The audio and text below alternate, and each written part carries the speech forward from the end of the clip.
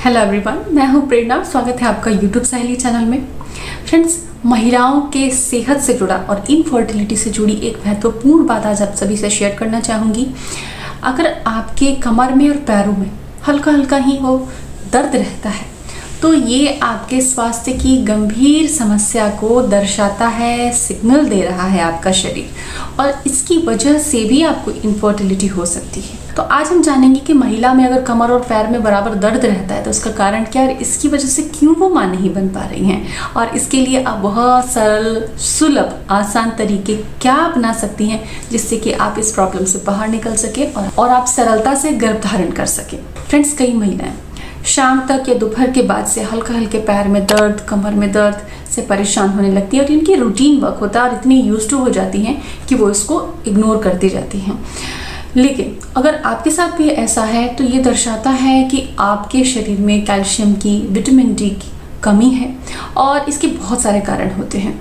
पोषण का स्तर तो है ही है, आजकल का खान पान तो इसका कारण है ही है, लेकिन महिलाओं में मेंस्ट्रुअल लॉसेस भी होते हैं। हर महीने महिला के शरीर से बहुत सारे न्यूट्रिशन का लॉस होता है और अधिकतर महिलाएं इसकी पूर्ति नहीं कर पाती, और इस वजह से उनके शरीर के अंदर इस पोषक तत्व की कमी हो जाती है, जिसकी वजह से बोन डेंसिटी लो हो जाती है, ऑस्टियोपोरोसिस की प्रॉब्लम हो सकती है, आर्थराइटिस की, ऐसी कई समस्याएं महिला को होती हैं, और इस वजह से ओव्यूलेशन भी नहीं होता।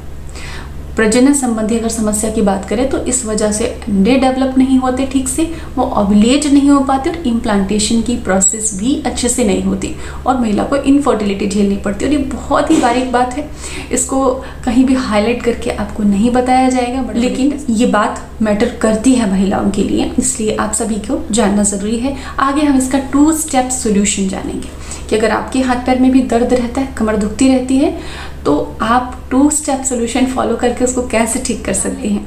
सबसे पहले आप जान लीजिए कि किन पोषक तत्वों की वजह से ये होता है, ताकि आप में जागरूकता आए और आप उन पोषक तत्वों को अपने आहार में प्राथमिकता से शामिल कर सकें। सबसे पहली चीज़ है vitamin D, calcium, phosphorus, magnesium. अगर इन चीज़ों की कमी हो, इन तत्वों की कमी है, तो भी आपको प्रॉब्लम होती है। लेकिन कुछ हार्मोन भी इसके लिए रिस्पॉन्सिबल हैं, जैसे कि एस्ट्रोजन, पैराथायराइड हार्मोन आदि। इसके अलावा अगर यूट्रस में कोई एबनॉर्मेलिटी है, यानी कि यूट्रस में अगर टिश्यूज़ का ग्रोथ है, जैसे कि फाइब्रॉइड्स हैं, एंडोमेट्रियोसिस वगैरह है, तो ऐसी कंडीशन में भी नसों पे दबाव पड़ता है, रक्त प्रवाह पे दबाव पड़ता है, ठीक से ब्लड फ्लो नहीं हो पाता है आपके शरीर के निचले अंगों में, पैरों तक भी, और इसकी वजह से भी आप पेन झेल सकती हैं।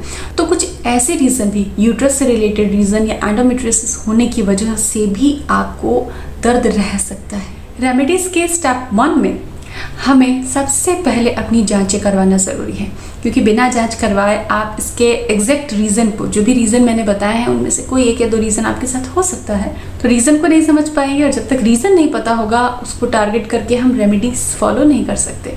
सबसे पहले आप टेस्ट करवाएं।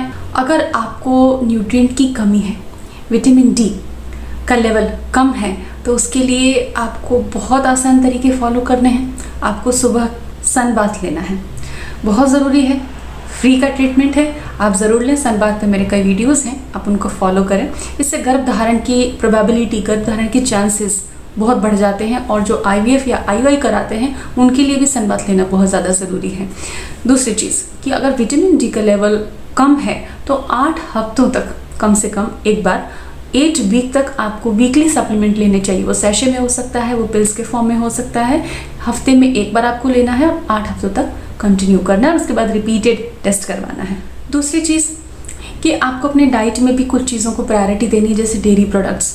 मिल्क अगर नहीं डाइजेस्ट होता, नहीं पी पाते हैं, तो आप दही ले सकते हैं, चीज़ या पनीर ज़रूर ले सकते हैं, और कुछ ऐसी सब्जियां और फल भी हैं जिनमें भी कैल्शियम पाया जाता है, जैसे कि ऑरेंज जूस आप ले सकते हैं, ब्रोकोली आप ले सकते हैं। तो इन चीज़ों को प्राथमिकता से आप अपने खाने में शामिल करें। आप नट्स ले सकते हैं, सीड्स और नट्स में भी बहुत अच्छी मात्रा में ये सभी पोषक तत्व होते हैं जो बोन के लिए ज़रूरी है, मैग्नीशियम, फॉस्फोरस इत्यादि।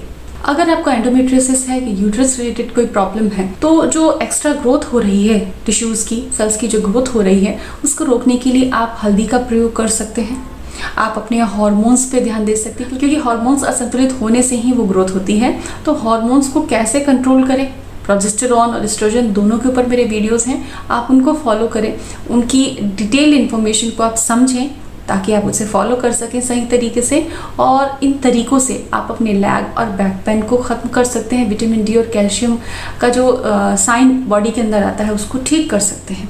और इसको करने से आपका ओव्यूलेशन नियमित हो जाएगा, क्योंकि बहुत सारी महिलाओं को इसकी वजह से ओव्यूलेशन नहीं होता और कई महिलाओं को इस कमी से मिसकैरेज भी हो जाता है।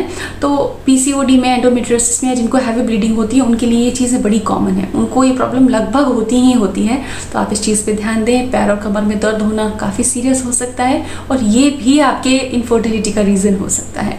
उम्मीद करती हूँ कि मेरी सभी सहेलियों को ये वीडियो अच्छा लगा होगा और जिन्हें प्रॉब्लम है उनको आज अपनी प्रॉब्लम का सोल्यूशन मिल जाएगा। मिलते हैं।